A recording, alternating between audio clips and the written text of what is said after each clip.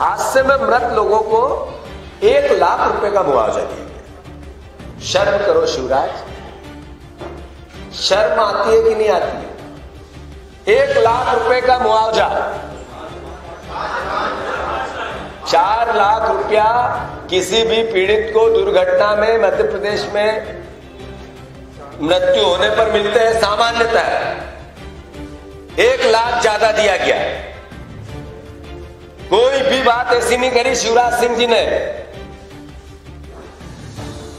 हत्या हुई है सीधी में, गैर इरादतन हत्या का मुकदमा लगना चाहिए दोषियों पर। कौन है दोषी, ढूंढो। शिवराज सिंह जी गए तो सर्किट हाउस में सीधी में उनको मच्छरों ने काट लिया। एक इंजीनियर सस्पेंड हो गया।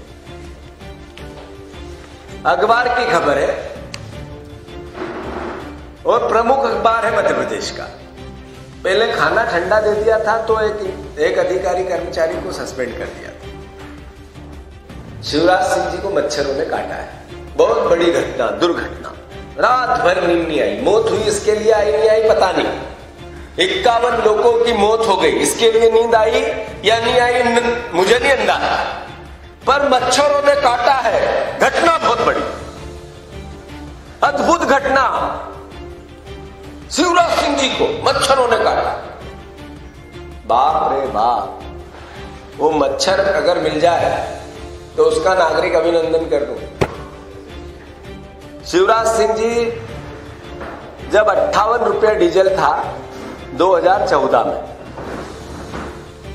तो साइकिल से गए थे। क्या अभी विधानसभा चालू होने वाली है? 100 रुपया पेट्रोल है, तो शिवराज सिंह जी साइकिल चलाएंगे? मेरा मुख्यमंत्री है, हमारे प्रदेश के मुख्यमंत्री हैं, उनका दायित्व प्रदेश के हितों के लिए, बीजेपी के हितों के लिए बाद में है।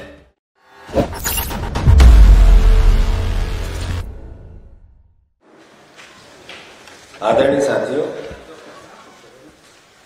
आज एक अखबार की खबर है।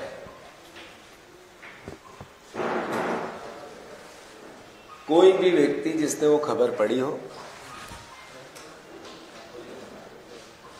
मैं मानता हूं कि ऐसी घटना और ऐसी प्रस्तुति किसी भी अच्छे इंसान को रोने पर मजबूर कर देती है। कोलार में रहने वाली निक्की, परिवर्तित नाम है, 16 जनवरी को जेके हॉस्पिटल के पास सड़क किनारे दुष्कर्म की कोशिश की गई। जब विरोध किया गया तो उस आदमी ने सर पर पत्थर पटक दिया, धक्के से गिर गई, रीढ़ की हड्डी टूट गई। एम्स में ऑपरेशन हुआ, 42 टांके आए, लेकिन अब तक खुद जगह से हिल न सकी। आज तक भी अपनी जगह से हिल नहीं सकी। अखबार की खबर है। जैसे ही मैंने सुबह अखबार को मैं देखी ये सब बातें, 42 टांके आए हैं, 42 टांके। कल्पना कर सकते हैं हम लोग कि 42 टांके।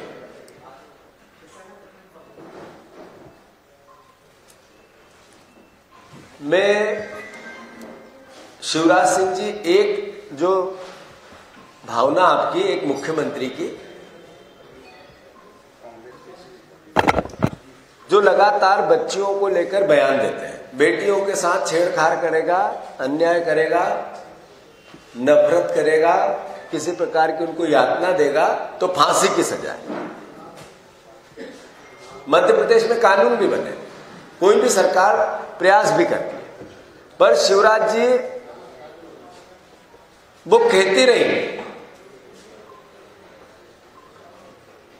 शरीर को नोच रहा था, दांतों से काट रहा था, चीखी तो उसने जान न जाने कितनी बार सर पर पत्थर मारे, रीढ़ की हड्डी टूट गई, वो गिड़गिड़ाई। फिर उसने कहा कि मुझे जान से मत मारो, मेरा रेप कर लो, मैं नहीं चिल्लाऊंगा। शिवराज जी, आपकी कितने ही प्रयास इस पूरी घटना में निष्फल होते दिखते हैं। मैंने 2 दिन पहले मैं झाबुआ गया था, वहां एक विधायक, महिला विधायक, भारतीय जनता पार्टी के नेताओं ने जान से मारने की धमकी दी। उनके खिलाफ एफआईआर इस तरह की नहीं हुई जैसी होनी थी। फिर एक और खबर, शिवराज सिंह जी गए तो सर्किट हाउस में सीधी में उनको मच्छरों ने काट लिया। एक इंजीनियर सस्पेंड हो गया। अखबार की खबर है और प्रमुख अखबार है मध्य प्रदेश का। पहले खाना ठंडा दे दिया था तो एक अधिकारी कर्मचारी को सस्पेंड कर दिया था। इस पूरी बेटी की यातनाओं में किसके साथ क्या हुआ, वो कलावती भूरिया जिसको जान से मारने की धमकी दी, किसके खिलाफ एफआईआर हुई और कौन गिरफ्तार हुआ? राम भरोसे, भाषण भरोसे, हेडलाइन भरोसे, मीडिया के मैनेजमेंट भरोसे शिवराज जी का अभियान चल रहा है। सीधी की घटना 51 परिवारजनों की मौत, 30-35 किलोमीटर तक 32 सीटर को जाने की अनुमति थी। 100-125 किलोमीटर चला। अखबारों में देखा, आप सब संज्ञान में। सरकार ये बता पाने में नाकाम हो गई कि घटना के पीछे कारण क्या है और दोषी कौन है। सीधी सतना मार्ग 6 दिनों से ट्रैफिक जाम था, दोषी कौन था? पुलिस और परिवहन विभाग ने खुलवाना था या नहीं खुलवाना था? 6 दिन। शिवराज जी, आप सरकार चला रहे हो सर्कस। क्षमता थी 32 सीटर की, 64 यात्री सवार थे। अनलोडिंग लोडिंग नजरअंदाज की। क्यों? परिवहन महकमा, शिवराज सिंह जी के बयान है, परिवहन महकमा माफिया है। शिवराज जी, आपका ये परिवहन महकमा माफियाओं का काम कर रहा है नहीं कर रहा है? और आपकी जंग माफियाओं के खिलाफ कितनी दूर तक गई? दोनों सवाल। सरकारी नियम के मुताबिक 75 किलोमीटर तक 32 सीटर बस चल सकती है। जैसा अभी ये 135 किलोमीटर दूर तक गई। इसके पीछे सीधे सीधे सरकार का और परिवहन माफिया का कनेक्शन स्पष्ट दिखता है कृत्यों से। मृतक 30 से 35 छात्र थे, नर्सिंग की परीक्षा देने जा रहे थे। नर्सिंग राज्य शासन हमारे चिकित्सा एजुकेशन के संदर्भ में आता है। 135 किलोमीटर दूर, सीधी भी जिला मुख्यालय था, फिर उसके साथ रीवा उससे लगा हुआ था, वहां पे जिला मुख्यालय था। सतना में किया गया। ये असफलता इस सरकार की, इस विभाग की है या नहीं है? वो रोजगार को लेने वाले, रोजगार को पाने वाले छात्र आशाओं से गए और मौत के गाल में चले गए। मैं मानता हूं कि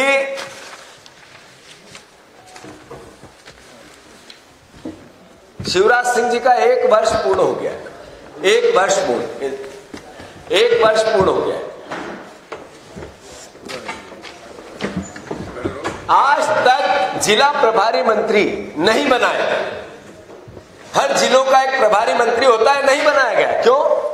अगर जिला प्रभारी मंत्री होता, जिले में जाकर मीटिंग करता, तो शायद इन समस्याओं के समाधान की ओर 2 कदम होते।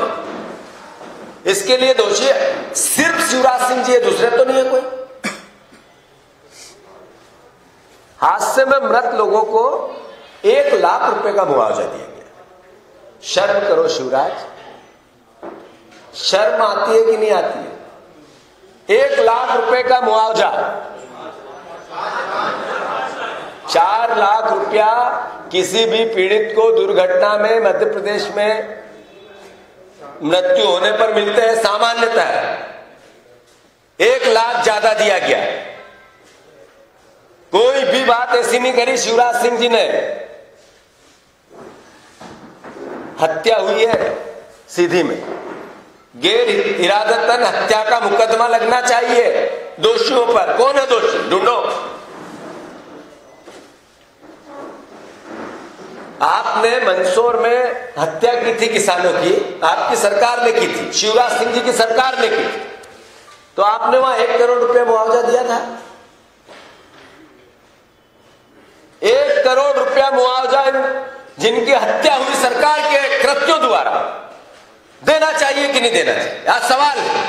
और कांग्रेस पार्टी मांग करती है कि 1 करोड़ रुपए का मुआवजा मिले परिवार को। यही बच्चे जा रहे थे नर्सिंग की एग्जाम देने, परिवार के पालन पोषण कौन करेगा? एक परिवार के व्यक्ति को नौकरी दे शासन।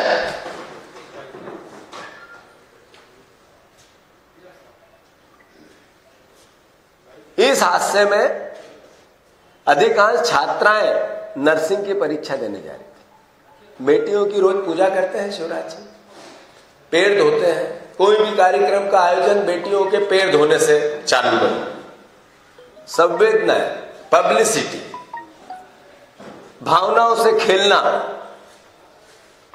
शिवराज सिंह जी को अच्छे से आता है।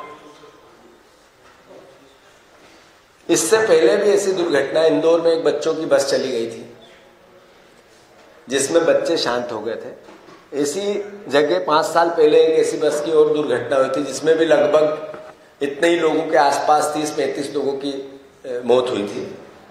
क्या सीखती है ये सरकार पुरानी घटनाओं से? समझ से परे। पीडब्ल्यूडी मिनिस्टर कहते हैं कि परिवहन विभाग के मंत्री का दोष है। वो रोड पिछले 15 साल से नहीं बन रहा है जहां पे ये डाइवर्ट हुआ ट्रैफिक, जिससे नहर के रास्ते पे गए। मंत्री कहते हैं एक दूसरे को कि आप दोषी हो, आप दोषी हो, और शिवराज कहते हैं कि दुर्घटना है। सरकार चल रही है सर्कस, समझ से परे। मैं मानता हूं माधवराव सिंधिया, स्वर्गीय माधवराव सिंधिया, एक रेल दुर्घटना हुई थी, उन्होंने सहर्ष स्वीकार कर लिया था ये मेरी जिम्मेवारी है और इस्तीफा दे दिया था। कांग्रेस के नेता थे, हमारे नेता थे। उनके बेटे ने सरकार की पीछे के रास्ते से हत्या की, लोकतंत्र की हत्या की, और उनके कोटे में परिवहन मंत्रालय गया। कोटे में परिवहन मंत्रालय नहीं मिला तो 2 महीने तक विभाग नहीं बढ़े। ऐसी परिस्थिति में क्या ज्योतिरादित्य सिंधिया अपने उस मंत्री को जिम्मेवारी दिलवाकर इस्तीफा दिलवाएंगे? दोषी है परिवहन विभाग। इसके लिए शिवराज सिंह अपने मंत्री से इस्तीफा लेगा? शिवराज सिंह जी, आप क्या इस्तीफा लोगे? जिम्मेवारी लोगे? जिम्मेवारी सरकार की कुछ नहीं, विभाग की कुछ नहीं, मंत्रालय की कुछ नहीं, मंत्रियों की कुछ नहीं, छोटे छोटे कर्मचारी। शिवराज सिंह जी का ये सरकार चलाने का एक तरीका है। मैं मानता हूं कि ऐसी सारी परिस्थितियों में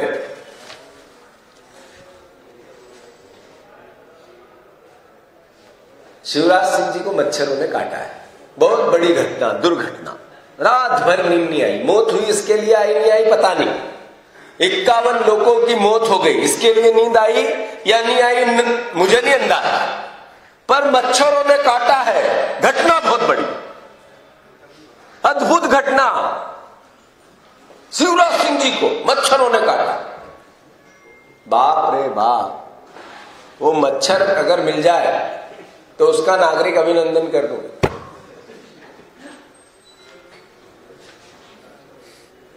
बातें बहुत हैं। कल कांग्रेस पार्टी ने मध्य प्रदेश बंद का आह्वान किया है जनता से।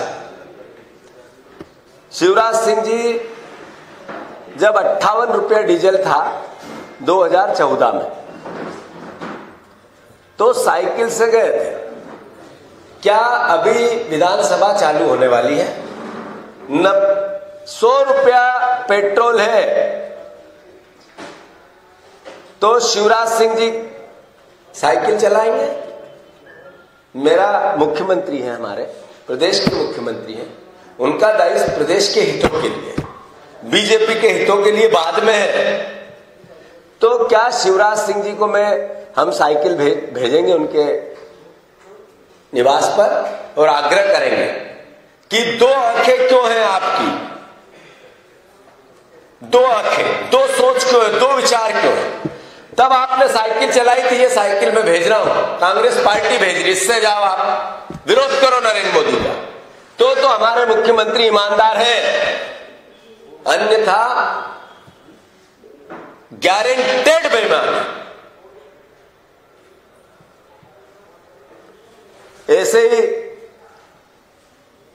अलग अलग बहुत हुई महंगाई की मार। अब की बार मोदी सरकार 50% 2014 से अभी सारी चीजों के लगभग दाम बढ़ गए। आपके रिकॉर्ड सारे बताते हैं। कांग्रेस पार्टी ने आह्वान किया, आप सबसे अनुरोध है उसमें आप भी सहयोग करें।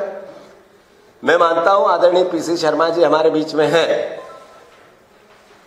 मैं उनसे भी अनुरोध करता हूं कि बाबा रामदेव ने भारतीय जनता पार्टी की बहुत कैंपेनिंग की थी और ये कहा था कि 30 रुपया पेट्रोल चाहिए क्या या 90 रुपए चाहिए, 30 रुपए वाले को वोट दोगे कि 90 रुपए वाले को दोगे? उन्होंने कहा था कि 15 लाख 4 लाख करोड़ रुपया आएगा। और ये सारे जितने भी जर्नलिस्ट यहाँ बैठे हैं, जितने हमारे कैमरामैन बैठे हैं, जितने हम नेता बैठे हैं, जितने यहाँ एक एक गरीब आदमी है, सबके खाते में लगभग 15-15 लाख रुपए चला जाएगा। उन्होंने कहा था हर गांव में इतने पैसे से स्कूल डल जाएंगे, हॉस्पिटल डल जाएंगे, हर गांव में इतने पैसे से 2 करोड़ रोजगार जो बच्चों को देने का वादा है नरेंद्र मोदी का, उसमें सहायता होगी। उन्होंने देश को कहा था कि देश को विश्व गुरु बनाना है तो परिवर्तन कर। देश ने उनकी बात मानी, युवाओं ने उनकी बात मानी और परिवर्तन किया। परिवर्तन कैसा कि 1 लाख करोड़ रुपए की संपत्ति बाबा रामदेव की बढ़ गई। वो उन 5 बड़े कारोबारियों में सम्मिलित है जिसमें होड़ लगी है कोरोना काल में भी अपनी संपत्ति बढ़ाने की, और गरीब आदमी गरीब होता जा रहा है। मैं बाबा रामदेव ने योग की शिक्षा दी इस देश को, इस दुनिया में। प्राचीन योग को आधुनिक योग में परिवर्तित करके हम सबको जिज्ञासा दी, उनको साधुवाद बधाई है, उनका नागरिक अभिनंदन करना चाहिए। उनको भारत रत्न भी दे तो हमें कोई गुरेज नहीं इस काम की कि उन्होंने योग के लिए जागृत दिलाई। पर बाबा जी लाला रामदेव जी, चूंकि अब आप व्यापारी हो तो आपने 30 रुपया पेट्रोल का कहा था, तो आप या तो दो, अन्यथा आपके जितने स्टोर है पूरे देश में उन स्टोरों पे 50% सब्सिडी दो आम जनता को। आपकी संपत्ति बढ़ती जा रही है, आप कहते राष्ट्र के लिए। बातें इतनी है। इंदौर में उनकी दवाई जो कोरोना को लेकर उनका प्रयास है, प्रयास होगा, हम कोई चुनौती नहीं देते उसको। वो प्रयास इंदौर में उनको परमिशन दी गई शिवराज सरकार, फिर ले ली गई शिवराज सरकार, फिर अभी आज गडकरी जी और सबने उनकी स्वास्थ्य मंत्री देश के ने उनकी दवाई की लॉन्चिंग।